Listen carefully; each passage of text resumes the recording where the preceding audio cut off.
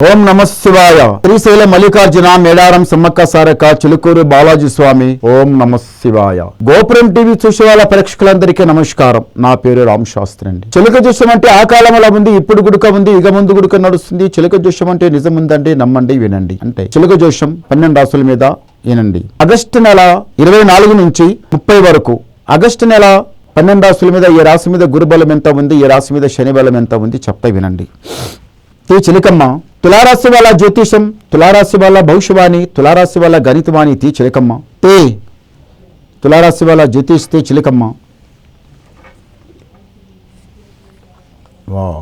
తులారాశి వాళ్ళకి సాక్షితంగా బాలాజీ దేవుడు. తులారాశి వాళ్ళు పైసకి పైసా కూడపెట్టి జమ చేసి ఇంటి లోపల కట్టి పెట్టిన తర్వాత ఒకరికి ఇస్తే, ఎవరైనా ఇంటి ముందర వచ్చి అయ్యారకు ఒక 10 రూపాయలు కావాలి, నాకు ఇన్ని కావాలేమని అడిగితే లేదనకుండా ఇస్తారు. ఇచ్చేటప్పుడు బాగానే ఇస్తారు, తీసుకునేటప్పుడు బాగానే తీసుకుంటారు. కానీ మళ్ళీ ఇచ్చేటప్పుడు లేని కొట్లాడా జగడా లపడా మీ మనసు బాధ అనిపిస్తుంది. ఇంత ప్రేమతోనే ఈయనకి సమయం పెడితే, ఆపద పెడితే నేను ఇస్తే నా సమయానికి ఈగపాయ కదమని ఒక మాట.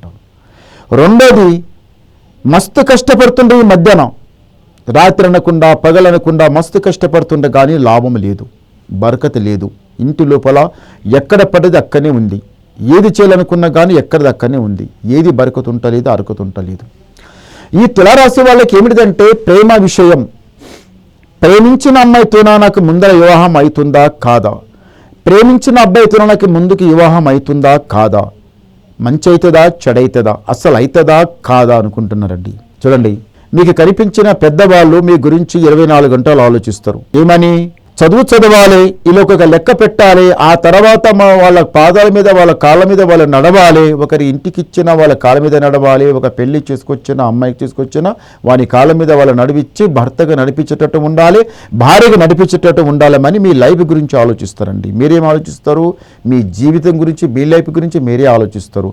మీ పెద్దలు ఇంకా లైఫ్ గురించి ఆలోచిస్తారు. చూడండి, పెద్దలు చెప్పిందే కరెక్ట్, పెద్దలు చెప్పిందే వినాలి, చాలా మంచిది.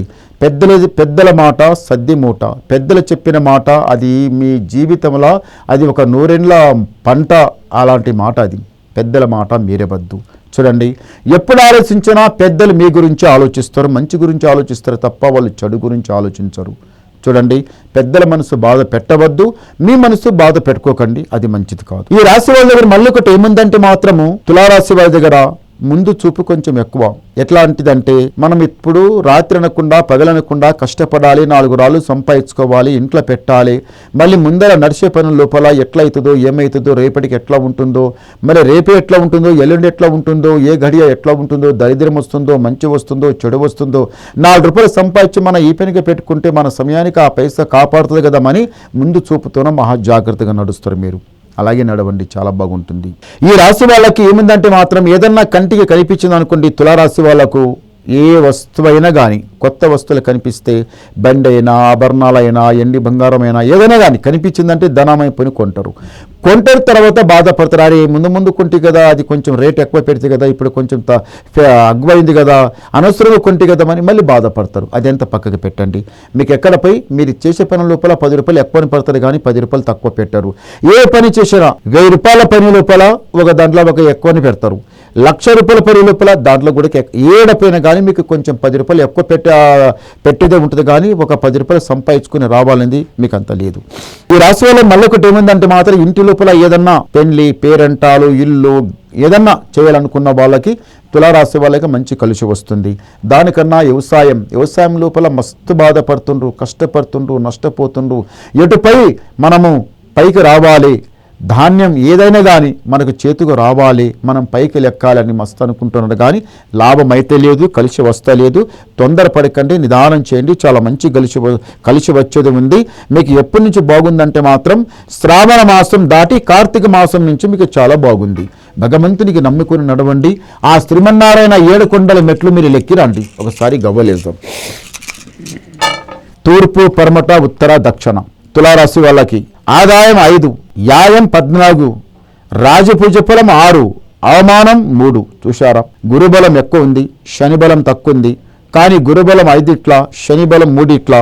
కానీ 3 ఇట్లా ఉందంటే మంచి బలం మీద ఉన్నది అది శని. కొంచెం జాగ్రత్త మీద ఉండండి. ఆ పరమేశ్వరునికి నమ్మి నడవండి. చేయిపెట్టిన పని నడుస్తుంది. ఇంకా మీరు ఏమైనా వినాలనుకుంటే నాకు ఫోన్ ద్వారా మాట్లాడండి. మీ డౌట్ క్లియర్ చేసేస్తా, ఉన్నది మొత్తం చెప్పేస్తాం. నమస్కారం.